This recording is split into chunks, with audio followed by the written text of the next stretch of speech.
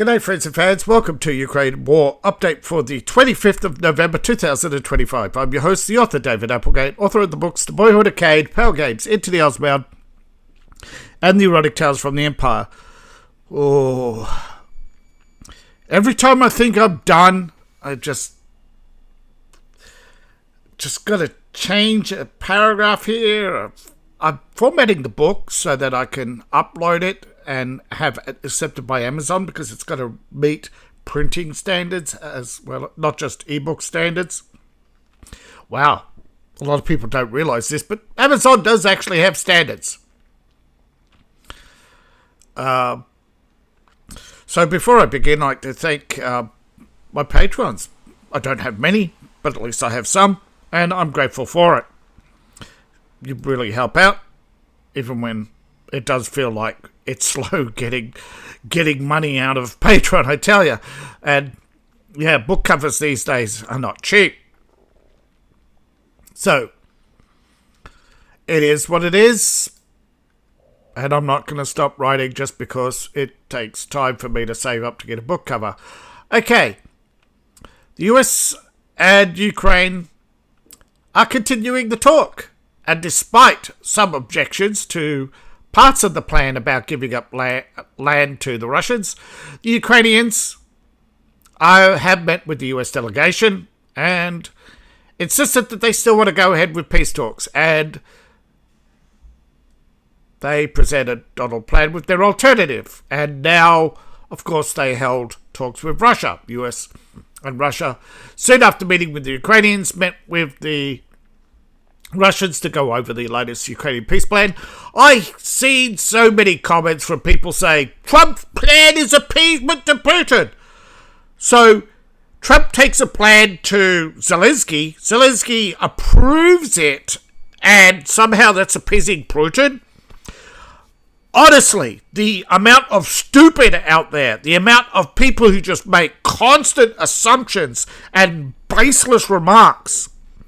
But unfortunately, they're getting traction, and that is dangerous. A lot of people are barking on the sidelines about things they have not and do not know. Okay? There is no story out there. These people present no evidence when asked. They just Russia. Now, imagine if the US Army Secretary disobeyed orders, like the Democrats asked him to. Don't meet with the Russian officials. Don't give Russia a platform. This is all to undermine Donald Trump, so they could go around going, Trump's peace plan failed. This is, people really need to understand that the core issues have not been resolved, but you cannot resolve them by griping little children on the sideline who are immature. Immature people are weak to their emotions. They are hyperbolic, they exaggerate, they lie, they cannot accept losing, they cannot accept when they're wrong. So they undermine and ruin everything. So really, their opinions don't matter and we move on. Now, despite talks between Ukraine and Russia, despite Ukraine meeting with Trump, Ukraine fired drones into Russia. A short time later, while Trump was meeting with Putin, Putin fired drones into Ukraine, and then followed that up with some missiles. Zelensky has not withdrawn from peace talks. All these YouTubers claiming that the peace talks are over are lying. This was updated an hour ago. Peace talks continue. I really wish I could reach out sometimes in the screen, turn some heads around who are watching all these dumbass videos and point to the stories, because so many people, despite having all the information at their fingertips, seem to only want to fact check me with stories from the Kiev Independent. Hello, they're not independent. And all these people who go, Russia, I'm bringing you stories from around the world from multiple sources to show you so you understand what the different sides think and are saying so that you actually actually get the truth and not the NSNBC love-fest for President Trump. I say that ironically. Alright, as we go around the battlefield, Ukraine was hit hard. Parts of Ukraine were hit hard, I should say. Parts of Kiev were hit hard. Traffic continued as they normally do. They are war-weary. At the same time, it's like they just drive through traffic. They know the missiles aren't coming for them. They know the drones aren't seeking them out. Ukrainians are pretty much just living with the war. Now, Russia claims to have advanced just a short time ago and taken another village of Ivan Pelia. Now, as we go around the map, we should see that and properly recognise where that is, because there was probably fighting there recently, but nothing in the north. As you see, the Russians continue to flank the Ukrainian entrenched positions as they head to Vilcha, and they're going to cut them off, basically, and snare the Ukrainians in a trap like they did in Kupiansk. Now, the Russians have not advanced here. They are continuing the fighting. There's little bits of fighting, sporadic fighting near but not in Kupiansk. Sporadic fighting on the Donetsk front. Sporadic fighting north of Lyman. No changes to the map despite previous advances into Seversk and towards Lyman. Russia's made no further progress, but they appear to now be entrenched in eastern Seversk. Like the Russians are entrenched in Chavez Yar and seem to be content to let the Ukrainians come to them. Now, Russia is pushing out the entrenched Ukrainians south of Kos before they continue, but they have cut some of the supply lines. Not all. So fighting continues. In other areas, fighting continues. A little bit of progress is made here in the north of Battle Group Center's Operation Center. Yes, Myriad. The Russians continue to move in on the north. The entrenched Ukrainians here, they plan to basically give them a week. I don't know how long the Ukrainians can hold out, but the Russians gave them a week to get out. So here in other areas, they are mopping up operations before they advance. Some of it's mine clearing, some of it is Ukrainian saboteurs. They're rounding up and processing the Ukrainians. There is no hiding on the battlefield. There is only temporary shelter or reprieve. Now the map seems to have frozen on me. Here we go. Resumed. Loading. The siege. Here we have Zach. They are moving in on that. But, they've hit it with air, but they are moving on Hilopol and begun shelling. The Ukrainians are still holding out in parts, as you can see, but they are heading towards Turn here. I thought they would be pivoting to Pokrovsky here, or seeking to cut off this road in the north. That's still a possibility, of course. It's quiet here in Osk and other places. A little bit of fighting on the road to Zaporozhye, and some tit-for-tat at Kherson. Missile strikes on north of Mykolaiv and on Odessa. Drone strikes here in the south, where there are Ukrainian depots, where Ukrainian border guards stockpile for drone boats out of the shallow bays here, because they can quickly get them across the border. And yeah, and again we have Ukraine hitting their favorite targets in Russia of Rostov, Sevastopol, and what's this one again? Novosibirsk. We don't see any new flags on the map about where Ivanopolia is, but it's probably in Battle Group Center, given they're the only ones reporting movement. Although there's other movements on the map, they are small. Russia often doesn't report everything. Neither does Ukraine. We have to accept that and move on. Now, Turkey, of course, is supporting Turkey once again breaks with Europe and supports diplomatic efforts to continue the war, even though Ursula von der Leyen wants to stand with Zelensky and force America to give more favourable terms to Ukraine. Like, it's not America who decides favourable terms. They're negotiating. If Russia says, "Niet," what's Trump going to do? Go to war for you? Go to war because you won't? All these people who are constantly asking for war, you're not the ones fighting it. It's not. Now the French president opposes any ideas limiting Ukrainians' homicides, as if he has any say. France lost their prestige long ago when they revolted against their king and installed various puppets of the Rothschild banks. Now, Ukraine, of course, awaits Trump-Zelensky meeting later this month. Senior officials. Now, Zelensky and others plan to visit the United States to finalise the peace plan, although the Russians are reporting it as anticipates that he will. Zelensky hopes to extend the time to find ways to get both the peace plan through Parliament and to the people, because ultimately he doesn't want to admit it, but to save face, he's going to say he's still the president of Ukraine, even though he's not, and have Parliament ratify the peace treaty so that it still legitimizes him and the peace treaty as his accomplishment with the help of President Trump, because that's what everybody does in these situations.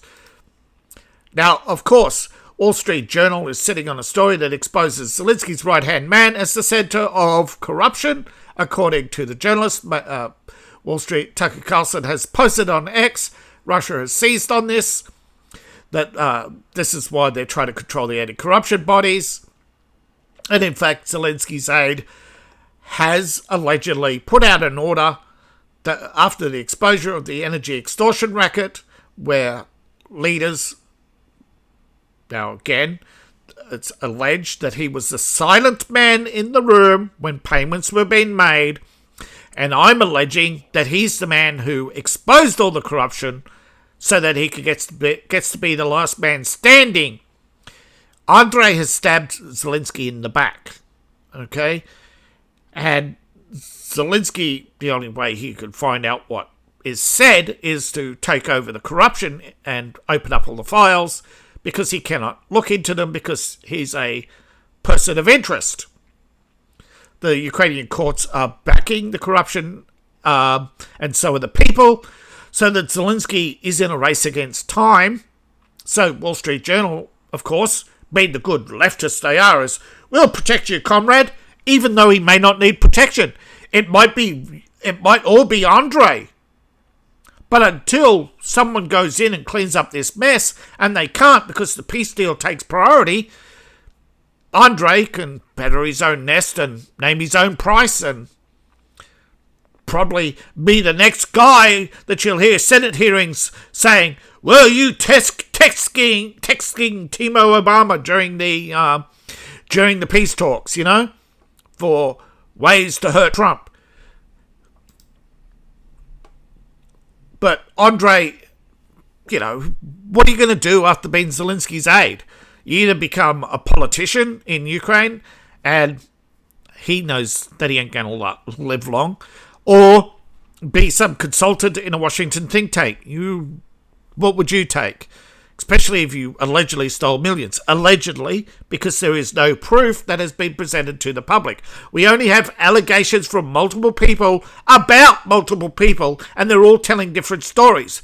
Whether you watch CNN, ABC, or NBC, you will believe different stories. Because most people who watch those don't hate watch. They're brainwashed. Most people have long ago given up hate watching those channels. Now, Marco Rubio has declined bilateral talks. Ursula von der Leyen sent Callas to try and disrupt the talks in Geneva. And Marco Rubio said, "Ha! Off my call, man." Now, this is Policy Chief Kaja Callas, here, Ursula von der Leyen's attack dog. Basically tried to play bad cop, tried to bully Marco Rubio, and claimed the US were undermining NATO. Dude, war with Russia, and let's say there was a war with Russia. You're the only effective tank in Ukraine, other than the M1 Abrams, is and has the most kills of tanks, is the Bradleys. So, Poland and their crab, they're going to be in the rear, behind the Americans.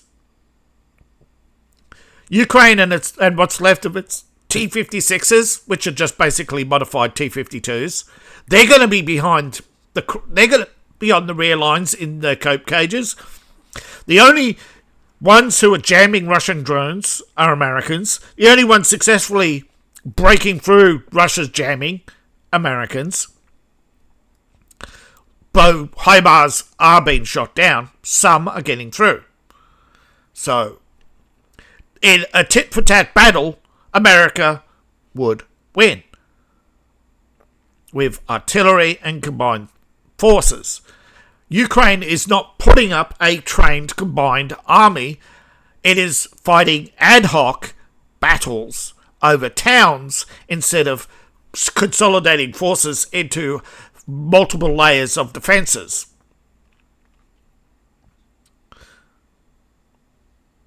Now, the allegation is that hundreds of Britons want to move to Russia. Yes, there is those who are in situations where politically they find themselves isolated because of their viewpoints and have left Britain for Russia. They are hundreds, not hundreds of thousands. It's not a mass exodus, although it's enough to get Trump's attention to earbash Keir Starmer and say it's an embarrassment on the world stage when a couple of hundred Britons prefer Russia than the UK. How the mighty have fallen. And even with Kiev, with Ukrainians now, basically are trying to appeal to Trump to remain under a protection order in the United States, even though technically it's not an adversarial war where they are in danger of their own country, and those who are ethnically Russian, have the option to go into the Russian zones or Russia itself. It's just that a lot of people don't, and I think in the middle of a war, it's a bad look, right? Wait till the war's over and sort out who's Russian, who's Ukrainian, which side of the border, and are you in genuine danger? See, another thing, America doesn't want to come out and admit that ethnic Russians are in danger in Ukraine because Ursula von der Leyen will just blow her top and then basically talks at Geneva will shut down. Europe is that petty. But EU member states are divided on what to do with Ukrainian refugees, although I think Britain and Poland are going to keep them and not return them to Ukraine, particularly Britain, where they desperately need the labour because all the other labour they imported are not working, and they've basically found that the Ukrainians are, believe it or not, when Ukrainians leave Ukraine, they do become hard workers. The reason why they're not hard workers in Ukraine is because there's no incentive to be a hard worker in Ukraine because somebody will steal it off you. So believe it or not, a European stabilisation force is needed in Ukraine. If only Russia would get off its high horse and Europe would get off its high horse, and instead of sending in an army into Ukraine, send in police, send in auditors, send in the FBI, send in law enforcement, clean house, for Christ's sake. But one of the sticking points which they want to talk about is the recognition of the Ukrainian Orthodox Church, one of the oldest Orthodox churches and believed to trace back to the original Greek saints, including Timothy and George. Saint George himself being the last alleged of the Greek Crusader Knights, allegedly. Remember, George is a Catholic saint, but he's also a saint in Orthodoxy. So he's one of the few, I think, who overlap. And yeah, he's a Greek. I think a lot of people don't know this. And he's actually Greeks brought a lot of settled Crimea first, allegedly. Again, that's disputed by Russians, but, so be it. I think once a lot of people sort out that, you need different news sources, you need to know what the other side is thinking before you make up your mind and go, geez, if we play this straight down the middle, and just out of the corner of my eye, lightning just flashed in the horizon. I froze to see if I could hear the thunder. It's far enough away. Okay, so policy chief gets humiliated. Russia has... this is old story. Russia did get notification, formal notification, and they met. They'd be, like I said, formal. They were already waiting in Geneva for talks. Come on. Everybody's playing politics.